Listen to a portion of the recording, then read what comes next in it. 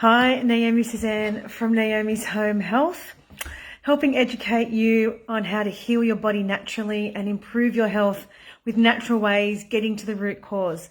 So let's talk about low iron. Now, lots of women have low iron, and drop it in the comments if you've ever had it, how you've managed it. I had low iron from a young age, and I never knew what actually caused it. It was always, you go to the doctor. Sorry, this phone over here.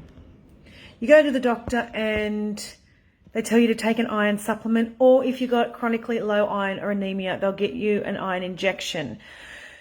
Not actually getting to the root cause of why you have low iron in the first place. So drop it in the comments if you know what low iron is actually caused by. So usually toxic heavy metals in our body and a viral load in our body is what causes low iron. So we get a viral load from Epstein-Barr virus, shingles. We don't always know that we've had this virus, but sometimes we can get it in our body without even knowing, and it becomes abundant in our body, and it feeds off toxic heavy metals, which is in our water system, it's in our beauty products, it's in our deodorants, shampoos, conditioners, our pharmaceuticals, air pollution outside, cleaning products. Heavy metals are in a lot of our products. So over a lifetime, they stay in our body. Water doesn't flush them out. We have to eat certain foods and drive them out, and we have to starve them. So this viral load feeds off toxic heavy metals, and it causes getting all these what do you call them, notifications. Anyway, so the viral load feeds off all the toxic heavy metals. So the first thing to do is to reduce heavy metals in your body by cleaning up your household products, your beauty products, your cleaning products, using natural, non-toxic products. It's so important. Perfume, one of the worst things you can do to your body is spray it on your body. And I get comments like, it's only a little bit, that's all I use. Perfume's one of the most toxic things that you can add to your daily routine whatsoever. So deodorant is the other thing. Unless you're using a natural deodorant, you're going to have heavy metal in it. So those things are the first thing to do. Now, eating gluten can block the absorption of iron, B12 and vitamin D. So if you have really low vitamins in those areas, removing gluten, not just reducing it, because what people do is they go, I don't really eat much gluten, and people tell me this all the time. So this is why I get them to, they come to me, have a consultation, and then I get them to record what they eat. And when they bring it back to me, it's like, oh, I didn't realize I did eat so much. Or they don't even know what gluten is in. So gluten is wheat products. So breads, pastas, most processed foods, stuff like that. Rice does not have gluten, so you can eat rice. But what it does, it blocks the absorption of those things. So going off gluten can watch your iron levels go right back up. It's a myth that a lot of the time it's because you don't eat enough red meat that you have low iron. It's because you have toxicity in your blood. The absorption, if your liver is impacted and it's overburdened, it stops absorbing vitamins easily. So that's why you might not be absorbing iron or zinc. Zinc's a very common one to be low in as well. So your body's not going to absorb these if your liver is overburdened and it's working really hard to work out what it needs to take from your diet and absorb, because it's working so hard to get rid of all the products you've shoved on your body or you're inhaling throughout the day. Just inhaling toxic chemicals is actually overburdening your liver as well. So all the processed food that we eat, that's toxic to our liver. All the pharmaceuticals, if you just take a Panadol once a day, it's having an impact on your liver. So the foods that we can eat to help benefit our iron levels. Now, I'll go back actually talking about the iron when you go to the doctor and you get the iron injection. Now that's full of heavy metal as well. So we're actually feeding the pathogen that is causing the low iron in the body by getting an iron injection. Yes, it will make you feel good for a little while, but you're going to have to go back and get another injection down the track because it's not fixing the reason why you have low iron. So drop it in the comments if any of this is making sense. I know it's a lot, but this is why people come to me, because they're going to doctors and, you know, they're like, I'm just getting injected with this iron, with these iron injections all the time. Or at first they'll be told to go and have a steak and go on these iron supplements. And those iron supplements that you get from the pharmacy also have toxic heavy metals in them, plus other synthetics, which your body doesn't absorb. It will use as waste products, that will excrete them out. You'll urinate them out, and your body's not absorbing most of it anyway. So I've got lots of clients who are taking iron supplements, eating meat, and it's not working. So going off gluten is a really, really good start. But there are other foods that you can eat. So if you want to eat your steak, go ahead and eat your steak, but don't take the supplement from the pharmacy that they will give you. A plant-based supplement with no synthetics in it. You can find lots of brands that are just plant-based, fully organic iron supplement, and it'll have a bit of vitamin C in it to help you absorb it. Those are the best iron supplements. You will start to absorb them. So foods that you can eat yourself, which are rich in iron, that your body will love and it will absorb. And a lot of these foods will actually help your body remove the toxic heavy metals and the viral load. So baby spinach, raw baby spinach is fantastic. Barley grass juice powder, the juice powder, not just barley grass powder, but barley grass juice powder. It has a lot more compounds in it than just the powder.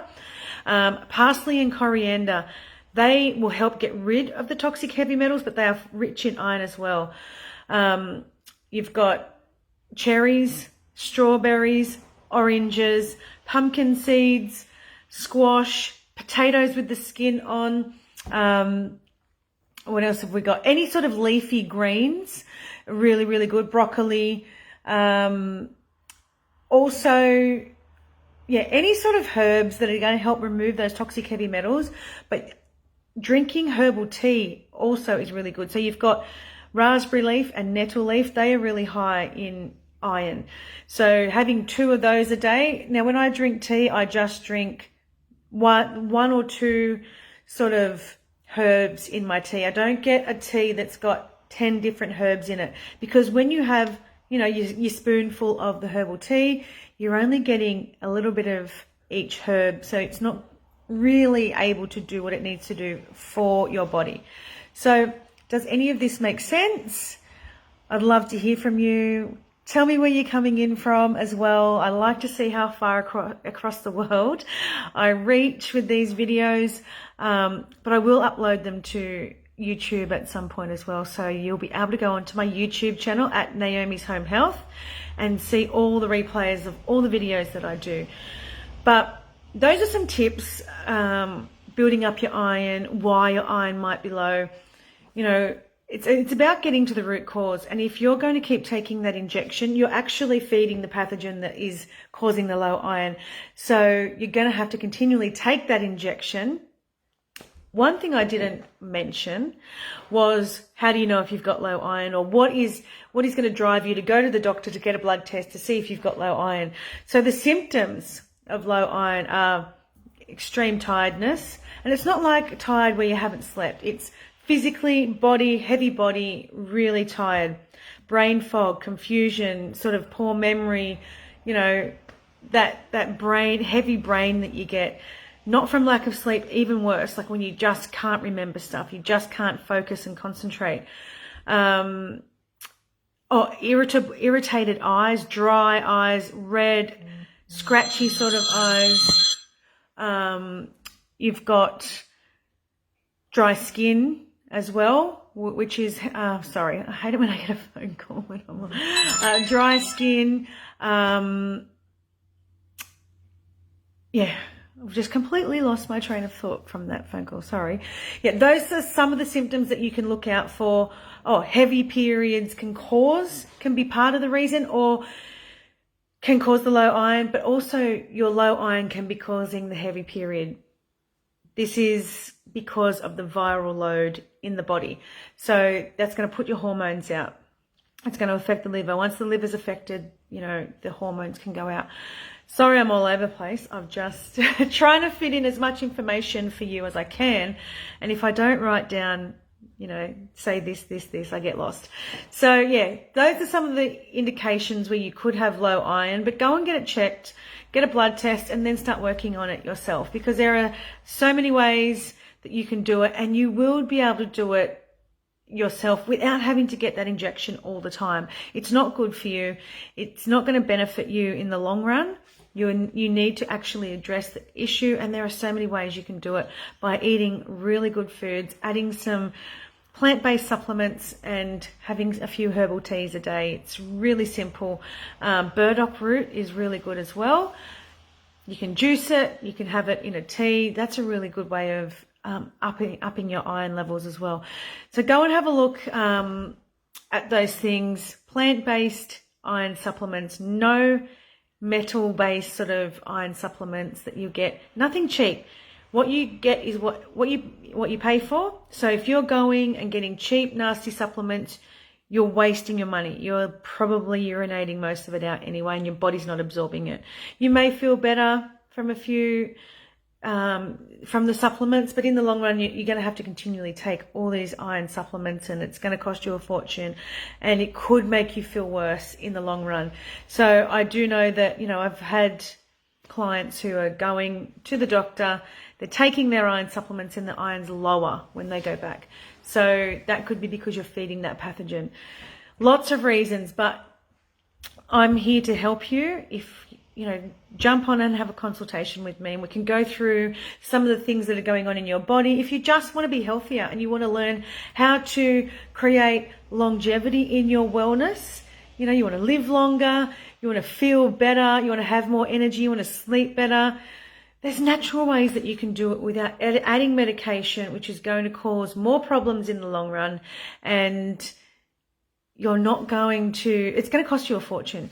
This way is just creating new habits, changing your lifestyle a little bit. It's not hard. It becomes something that you do every day. This house, like my kids are brought up doing these things, so it's natural to them to do a lot of these things. But make it become natural to you. Once you start learning, it's pretty simple. So go onto if you're on Instagram, the link is in my profile to grab a consultation with me. But if you're on Facebook over here, I'll put the link in the comments.